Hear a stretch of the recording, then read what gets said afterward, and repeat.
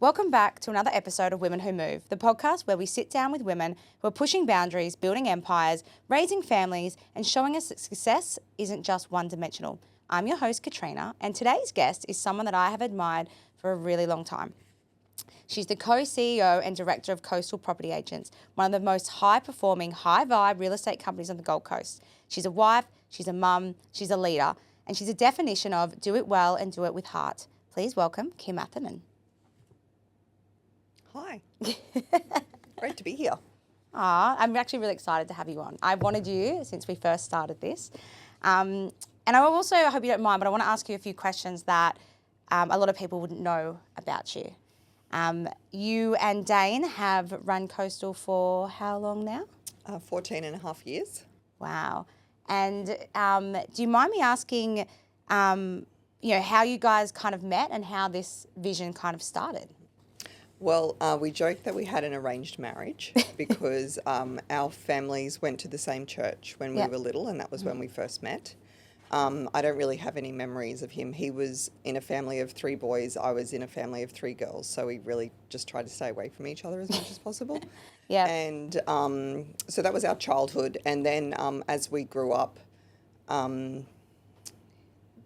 there was we all knew people that knew each other and stuff like that. Yeah. And then...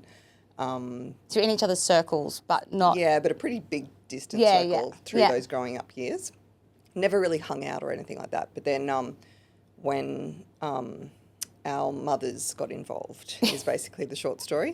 Our mothers got involved and they had a conversation that they thought would be a great idea for us to go on a date. To set you up? And there was some other mutual friends that were also planting seeds within both of us to sort of go, oh, you should call this person, you should call Dane, you should call Kim, Yeah.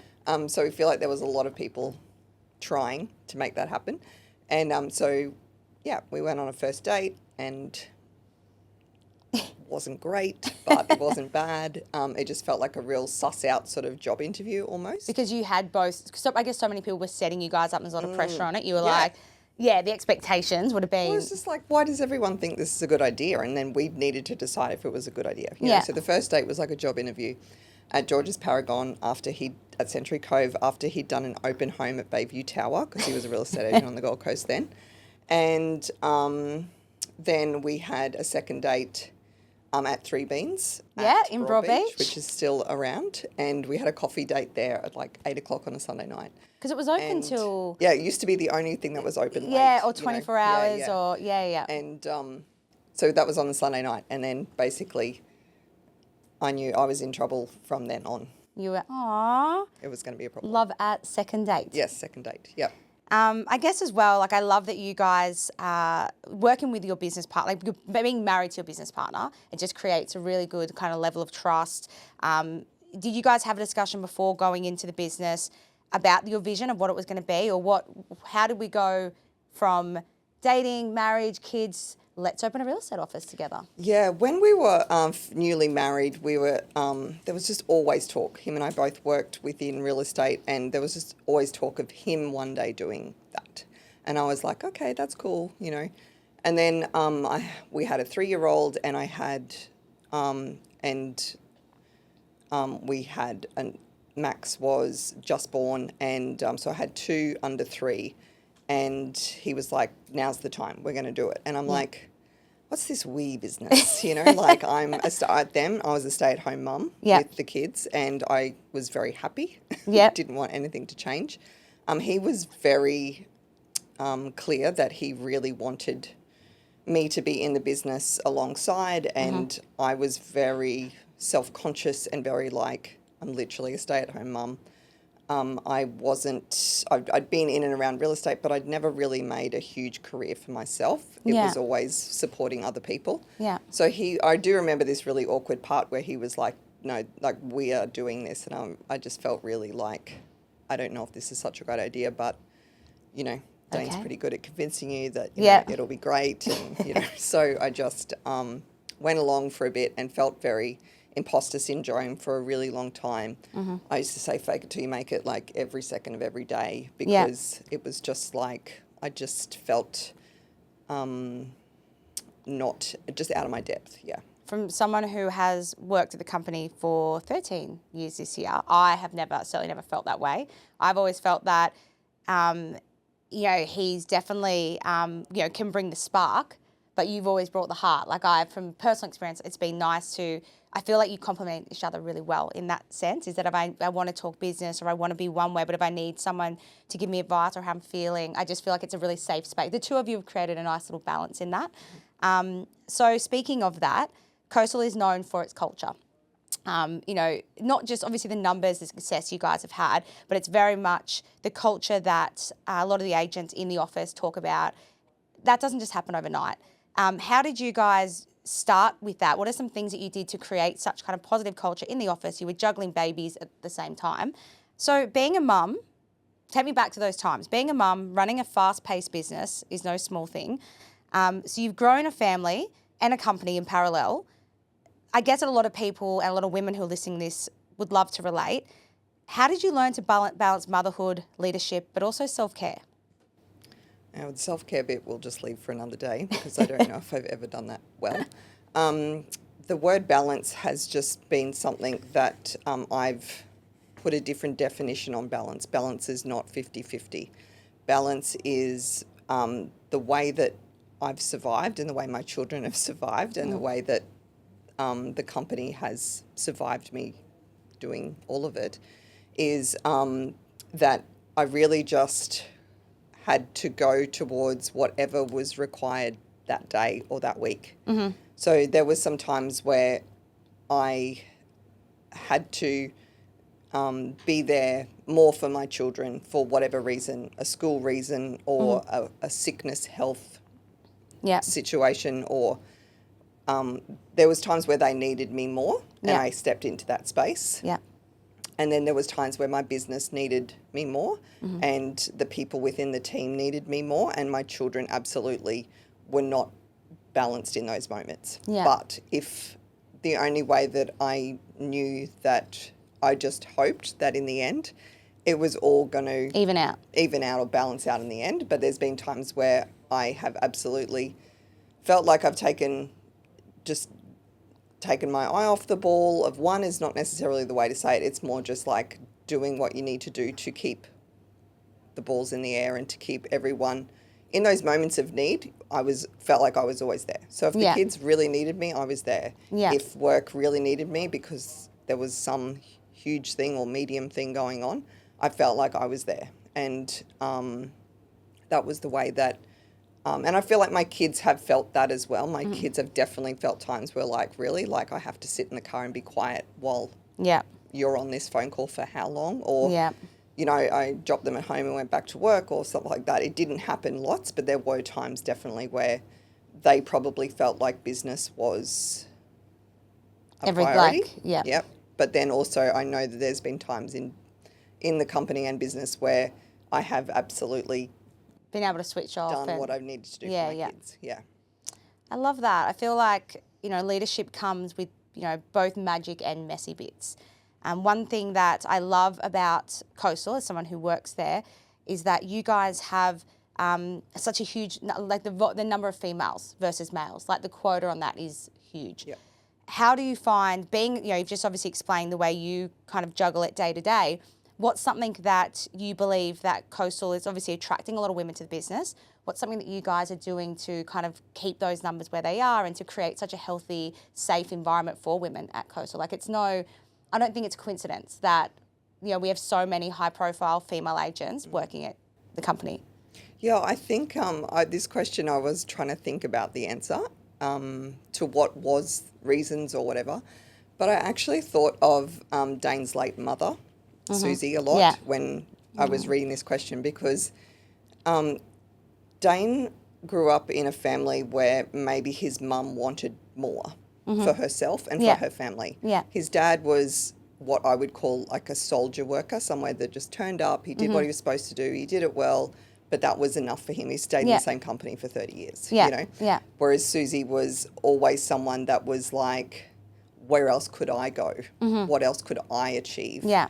I want more, I can give more. Yeah, she's driven. And she's very driven, and that was something that, whereas I grew up more in a traditional household where my dad, was the center of the universe. Yeah, yeah. And my mum was the support. Yeah. You know what I mean? And so, but I think having Susie, and for Dane having Susie, where it was very normal for him to be, to dream big, influenced by a woman that wanted more, and she raised, as she would have told you if she was here, she raised 3 amazing boys, and she did it while also what she wanted for herself as well. So I think that was something that I thought of where I was like, well, it's always just been like, yeah, you should. If you want to do that, then you should and you can, was really what we came, where we came from a lot with that. When I was preparing for today, one of the things that I wrote down was Coastal's a place where women can be ambitious without apology. And that it is. It's the culture. It's what you guys have put together. It is. Everyone can have it all. I remember when I started, it was I'm worried about having a family and I'm worried about all these things. And that was one of the things I sat down with you guys. Like, here's a job interview, but by the way, I'd like to have kids in the next 2 years. It was definitely factored into my career path and career plan. So, and I think that more businesses should do that and ask that question at the interview, like where we can have it all, but plan that in your 10-year if that's what you want. Going back to real estate, obviously I'm in real estate myself and it's quite competitive. It can be intense. It can be fast paced. What do you guys do to kind of keep harmony and fairness in such an active, busy workplace environment? Obviously, with a staff of how many people do you have now? Almost 300. I was going to say we just obviously wrapped up the Christmas party. I was like, it would have been like 250 to 300 at least. How do you scale that as far as keeping everybody's head centered? Like, how do you keep everyone harmoniously getting along? Obviously, heavy women numbers in there. What is it you guys do, especially downstairs in property management, where it is very much 80% female? What do you guys do down there to keep the peace? I think the word respect comes into play a lot here. Like that we have like so many different agents that do things 100 different ways. Yeah. And the success is clear for themselves and what they want. So the respect of that, like, you can name 5 people that have businesses within the Coastal business that do things 5 different ways, and you respect that person for what they do and how they do it. It's not the way you would do it, and it's not how you would do it, but you love that they are authentic to themselves and you respect them for what they do. And I feel like that is a lot of it, that, someone might be a real verbal communicator and you're like, and I know that people like look at other, agents' videos and go, oh, I just can't do that on camera. Yeah. But then the way that they client care over the top in the background is their superpower. And that I feel like because we don't really just elevate one style of business or say that this is right and this is wrong. Yeah. Everyone is more authentic, and the respect for like each other is really high. And I think that really just is like, and the journey that we're all on, because some of us have little kids and some of us have got teenagers and some of us have got young adult children that we're still looking after and still taking a lot of time in our lives. I never thought of it like that. It is, you kind of give everyone the space. Everyone has their own space to grow and everyone has their own space to build what they want to build. So you're not, no one's overstepping or, there isn't a right way or a wrong way. Yeah. I like that answer. What do you think is one of the biggest factors to Coastal's kind of long-term success? Do you think leadership style?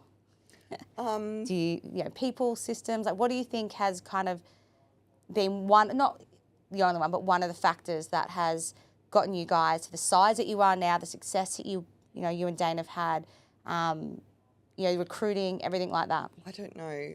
This is probably not the answer that I thought I was going to give, but I actually think ego is a bit of a word to use here. Yeah. I think at the start, when we opened the doors 14 years ago, we weren't current real estate agents on the Gold Coast. Dane had been a real estate agent on the Gold Coast. He'd become a corporate auctioneer. Yeah. I was in a support role within that business. I'd previously done property management.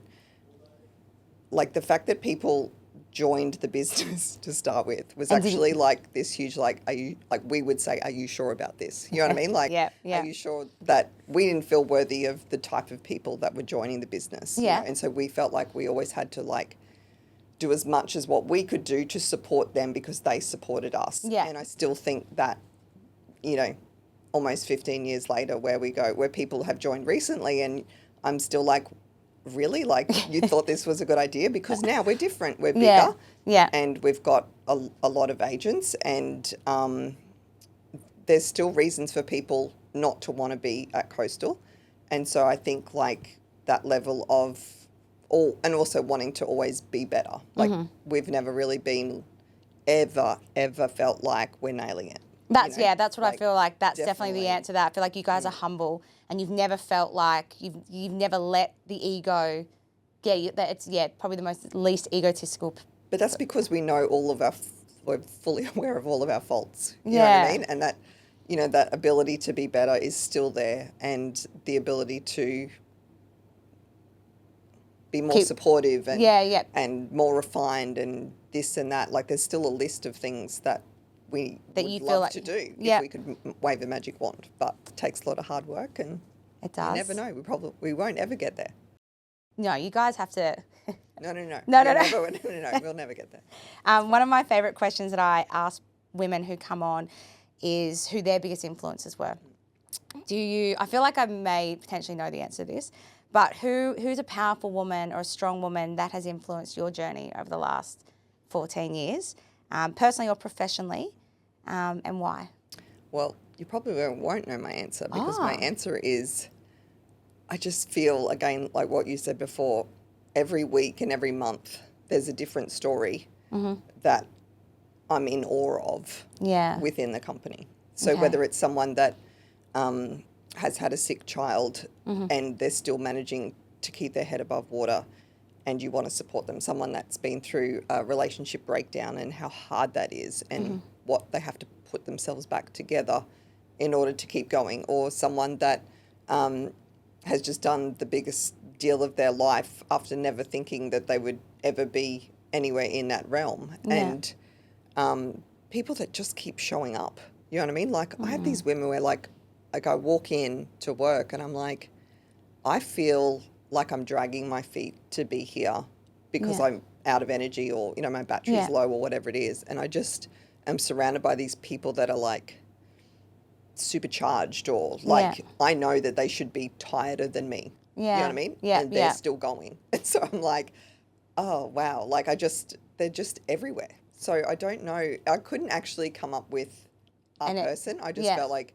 I thought it'd be Susie or your mum. It's like, obviously I've known you for a while and you have had a lot of really great women in your life, but I actually like that answer more. Like for someone who works in the company, I always thought there was just something strange in the water downstairs, because when you do come downstairs to the property management, everyone is bubbly and everyone is excitable, and it's a whole different feeling down there. Yeah, but also because like, you know, and the thing that we've always said is that like, you know, we take our work seriously, but we don't take ourselves seriously. Yeah. Because like, that's just not, it's not us, you know what I mean? Yeah. And so then you find those times where like there could be some going down. Yeah. Like Some sizable stuff going down. But at the same time, you're sort of like, well, you know, like it happens. Rolling it together. It absolutely happens, and we absolutely need to keep doing our best to keep going.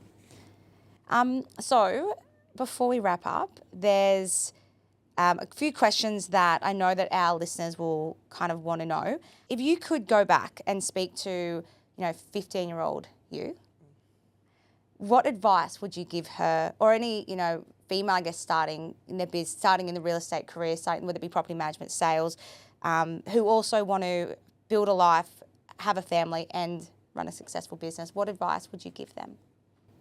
Oh my goodness, that's a lot. I struggled as a teenager because I didn't really know what I was going to do with my life. You know what I mean? Like I wasn't an overly passionate teenager that had their life planned out or, anything like that. And so that the unsureness, that sort of like what? Yeah, You know, what's big waiting for question. me? Yeah, where am I? Where is this going to go? And but I really feel like finding people. What I've then fast Yeah. forward, what I was Yeah. able to do was to find these people, this group of people that, whether it's a small business, whether it's a big business, whether it's finding the people that you connect with, Yeah. because and that they respect you as a person and see maybe something in you, because everyone has something to offer. Yeah. And different businesses attract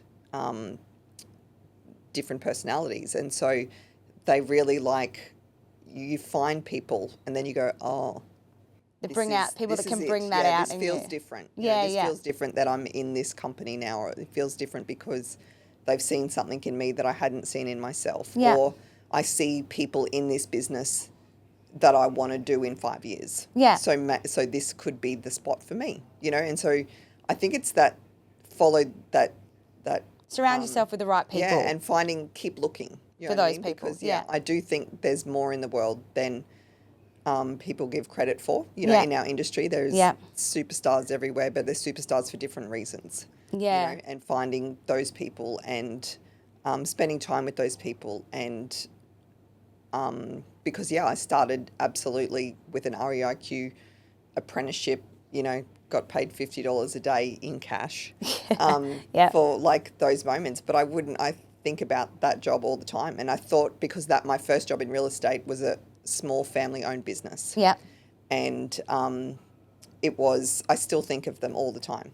Aww. Because they gave me that moment where I was like, it felt like you were walking into people that you wanted to hang out with all the time. Yeah. Yeah. Even though you're at work, it just felt different. You walked in and felt like home. It was just nice to be there. Yeah, and then yeah. my second job in real estate was not that. So you knew what the comparison. Yeah, the second one was, I used to leave in tears every day. Like, it was just awful. Like, and it made me want to not be in real estate. But also probably made you, going back to the culture, it made you create the culture that you have that's now. right. You know what you want and what you don't want. Yeah, definitely. And a lot of us have felt definitely what we want and what we don't want. Yes, I thank you so much, Kim. I really appreciated you sharing your story. You have such a big heart, and I really appreciate as well the wisdom that you're going to share with us and our listeners. I think your story is such a reminder that leadership doesn't have to be cold or hard. It can be soft, yet it can be strong. It can be intuitive and deeply human. You are truly a woman who moves. So thank you, everyone, for listening. Thank you for being here, Kim. And if this episode inspired you, please share it with someone who needs to hear it. I'm Katrina. See you next time. Thank you.